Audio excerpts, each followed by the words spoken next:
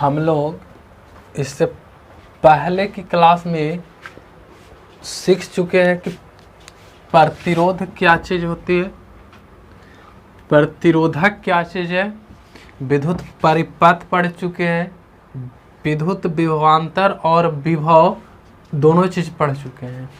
आज की क्लास में हम लोग सीखने वाले हैं प्रतिरोधकों के निकाय का प्रतिरोध। निकाय का अर्थ होता है समूह, इसका अर्थ क्या होता है? समूह। समूह, जाहिर सी बात है कि अगर समूह वर्ड आया है तो समूह का प्रतिरोध हम लोग देखेंगे। मतलब अगर बहुत सारा प्रतिरोध एक साथ हो, समूह में हो, तो उस समूह का प्रतिरोध ज्ञात कैसे करेंगे? ठीक है, तो किसी भी प्रतिरोध को हम लोग दो तरह से समूह में बांट सकते हैं। मतलब कि अगर प्रतिरोध को जोड़ने की बात आए तो हम लोग इसको दो तरह से जोड़ सकते हैं। और पहला होता है श्रेणी क्रम संयोजन, या अंग्रेजी में इसको सीरीज कॉम्बिनेशन बोला जाता है। इसको क्या बोलेंगे? सीरीज कॉम्बिनेशन या श्रेणी क्रम संयोजन। श्रेणी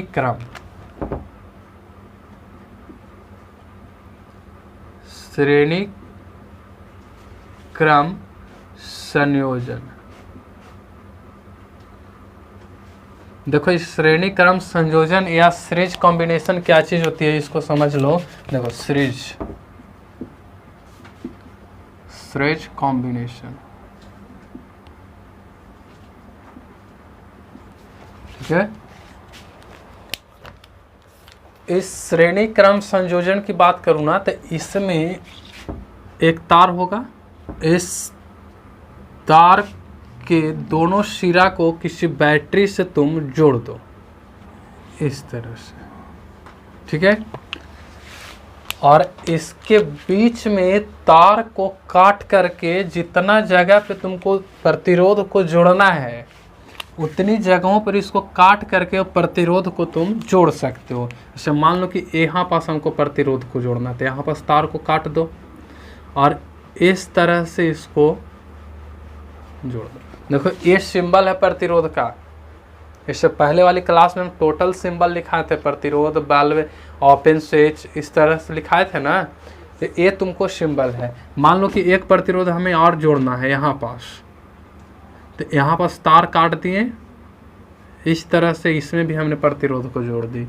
मान लो कि एक और प्रतिरोध जोड़ना है, वो और तार को काटो और यहाँ पास प्रतिरोध लगा दो।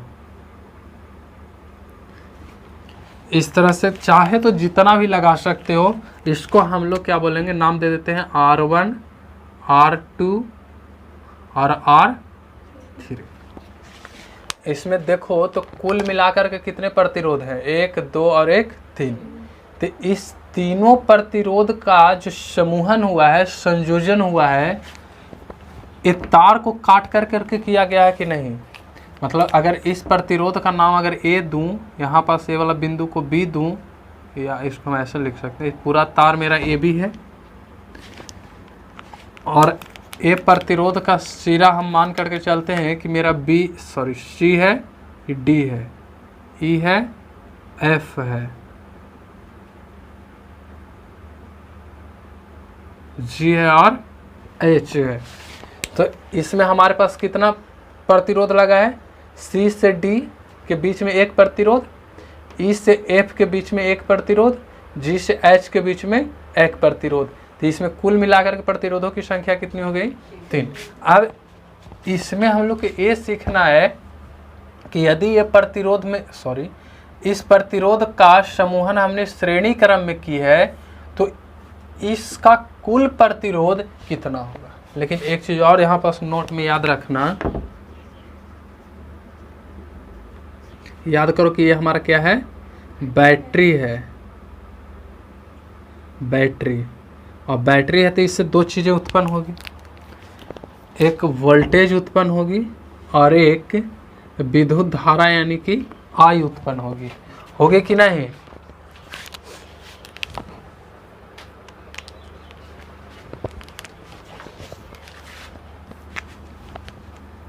तो ये आई जाएगा सब प्रतिरोध के पास। जैसे मान लो कि आई का जाने का डायरेक्शन ये है, इस तरह से आई हमारा क्या हो रहा है, घूम करके पुनः यहाँ तक पहुँच रही है आई।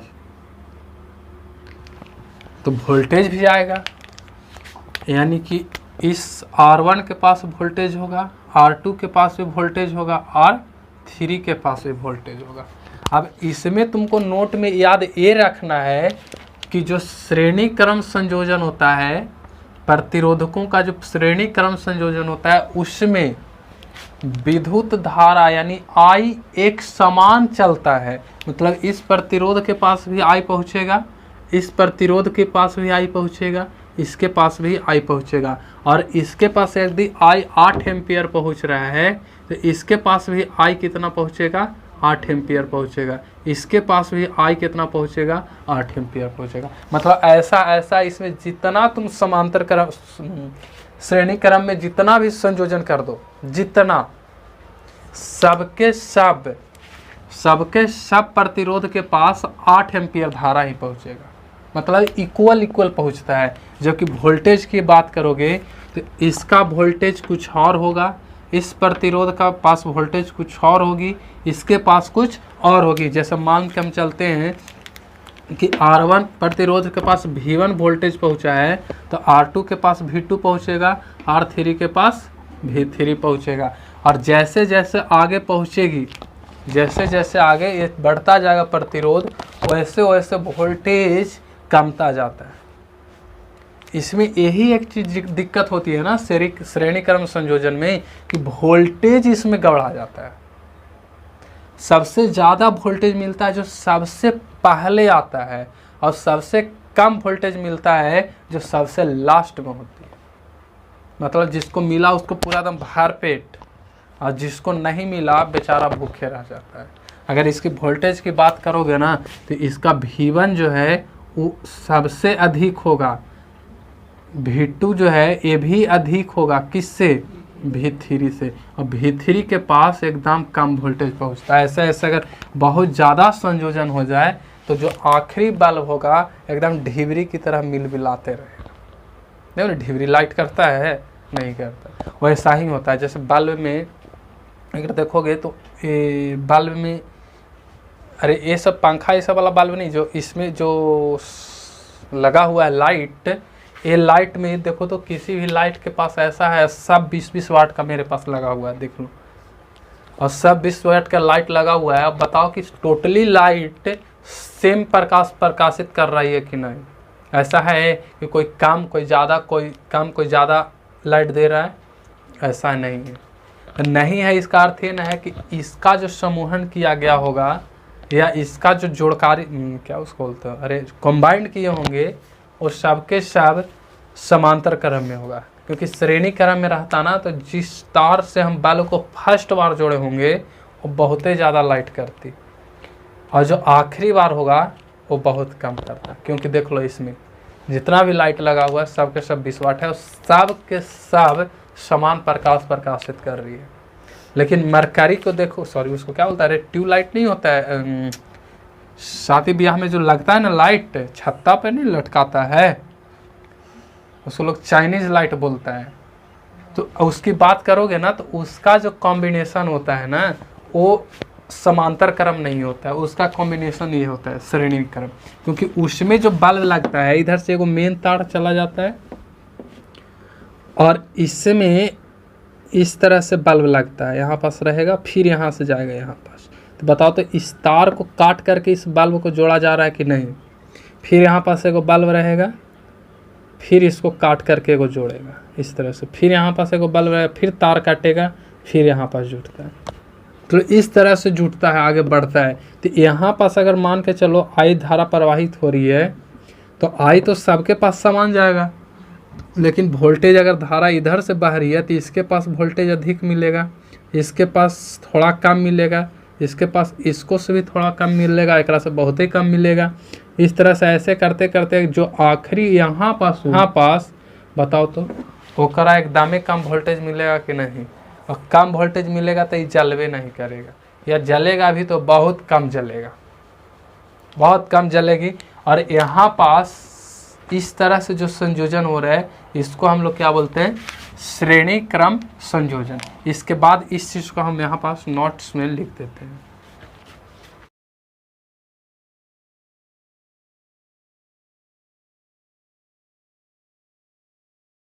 देखो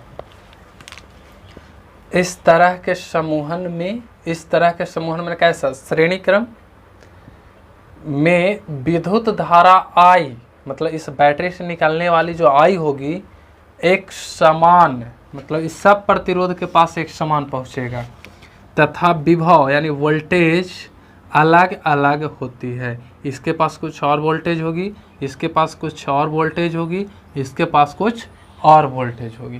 तो याद करो ना कि यहाँ से अगर हम एक सूत्र की बात करूँ तो ओम के नियम पढ़ाए थे इससे पहले, तो ओम के नियम में ये बात नहीं बोले थे कि V बराबर क्या होता है, I इंटू आर होता है कि नहीं। अब यहाँ पर थोड़ी सी समझना कि अगर हम इस वोल्टेज की बात करूँ यहाँ पास कितनी वोल्टेज होगी, तो इस समीकरण से अगर यहाँ पास की वोल्टेज की बात करोगे तो इस V1 की अगर हम बात करूँ तो यहाँ पास क्या होगा, V1 बराबर I इंटू R1 होगा कि ना होगा। यहाँ पास उतना ही वोल्टेज ना आएगा जितना R और I का गुणनफल होगा। इसकी बात करूँ तो यहाँ पास बताओ तो कितना वोल्टेज होगी, तो यहाँ पास वोल्टेज होगी V2, यहाँ पास, अरे V2 बराबर क्या हो जाएगा, I इंटू R2। देखो यहाँ पास I क्या है ना, सबके पास समान जा रही है, सबके पास एक समान है, तो I तो सबके पास सेम रहेगा। यहाँ पास V3 की बात करूँ तो यहाँ पास क्या हो जाएगा, R3 यानी I इंटू R3। अब बताओ कि इसका अगर वोल्टेज भी है तो इस बैटरी से गुजरने वाली टोटल वोल्टेज का योग, मतलब कि इस प्रतिरोध और इस प्रतिरोध के पास वोल्टेज को अगर हम जोड़ दूँ, मतलब सब के पास की वोल्टेज को अगर हम जोड़ दूँ तो कुल वोल्टेज इसके बराबर हो जाएगा कि नहीं होगा। तो हम इसको चाहें तो हम ऐसे लिख सकते हैं कि चूंकि ओम के नियम से V बराबर I इंटू R होता है, इसलिए ये वाला याद रखना, ठीक है। इसलिए V1 बराबर क्या हो जाएगा, I into R1, I into R1। इसी तरह से हम और लिख सकते हैं। अगर बात करो इसकी तो V2 बराबर क्या हो जाएगा, I इंटू R2। इसको इक्वेशन नंबर, इसको हम 1 करते हैं, इसको 1, इसको 2, इसको 3। फिर यहाँ आते हैं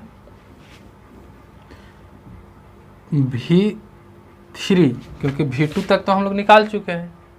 V3 बराबर क्या हो जाएगी, I इंटू R3। इसको इक्वेशन नंबर 4 कर लो।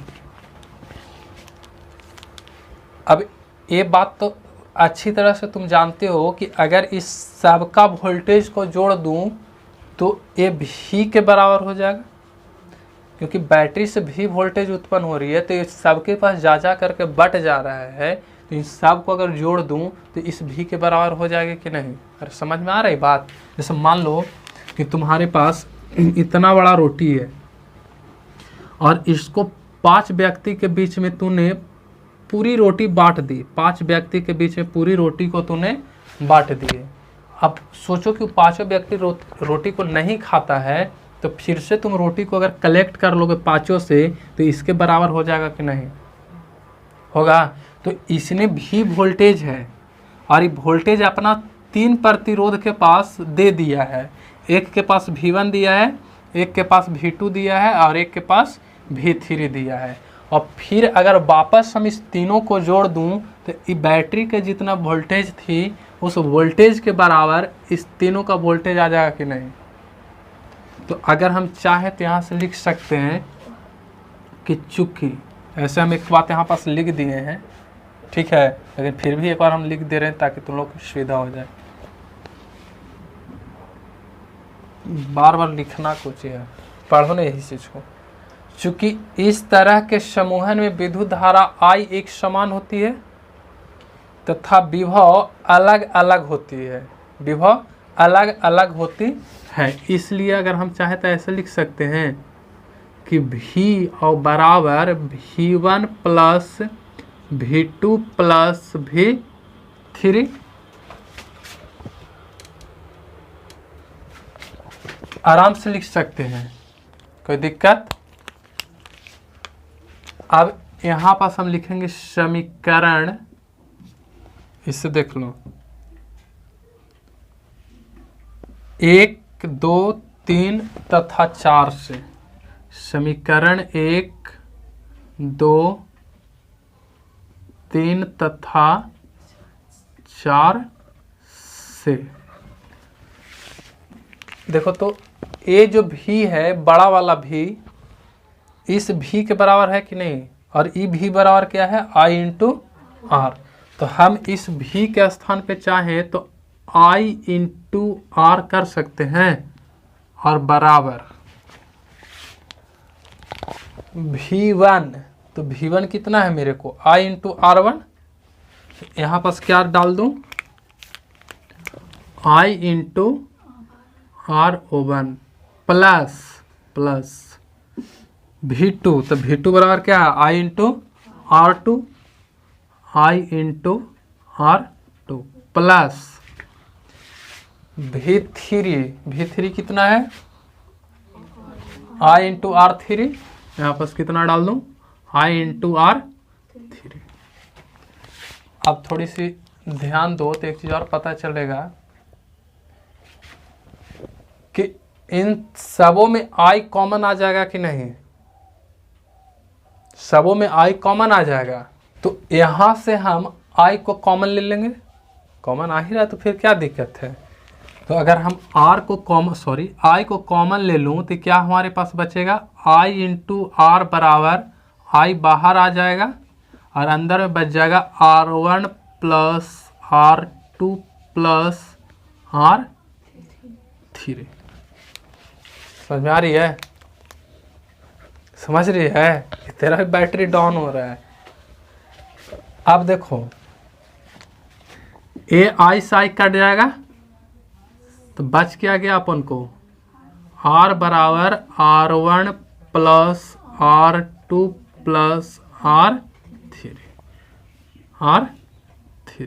और यही होता है सूत्र किसका। तो श्रेणी क्रम संयोजन करोगे तो इसमें लगे हुए प्रतिरोध का कुल प्रतिरोध कितना होगा, लगे हुए प्रतिरोधकों का कुल प्रतिरोध कितना होगा, तो वो प्रतिरोध इतना होगा। मतलब कि देखो तो एकदम पूरा मोटा जा रहा है कि नहीं। अरे इसमें अगर मान लो कि हमारे पास ये वाला प्रतिरोध 2 ओम के लगा हुआ है, ये वाला प्रतिरोध हमारे को 4 ओम के लगा हुआ है, ये वाला प्रतिरोध अगर अपन को 3 ओम का लगा हुआ है, तो कुल मिलाकर बताओ ना कि R1 R2 R3 जोड़ते हैं कि नहीं। जैसे इतना इतना प्रतिरोध लगा हुआ है, तुमसे ये पूछ दे कि बता कि इसमें जो लगा हुआ प्रतिरोधक है, इस प्रतिरोधक का कुल प्रतिरोध कितना है। तो प्रतिरोधक का कुल प्रतिरोध कितना हो जाएगा, तो यहाँ से कुल निकाल दो, तो यहाँ क्या हो जाएगा, ये निकल जाएगा। मतलब 2 और 4 6 और 3 9 ओम हो जाएगा। यहाँ पास ये वाला क्या है, कुल प्रतिरोध, याद रखना क्या है ये, कुल प्रतिरोध ये इतना आसानी से बन जाता है। 5 नंबर के सवाल में बस इतना कर दो, 5 नंबर तुमको मिल जाएगा। क्वेश्चन में कैसे आएगा कि श्रेणी क्रम में संयोजित प्रतिरोधकों का कुल प्रतिरोध के लिए व्यंजक प्राप्त करें, यानी सूत्र का निगमन करने के लिए कहेगा। और तुम क्या करोगे, इसको करके चलो 5 नंबर मिल जाएगा। इतना सुन करने में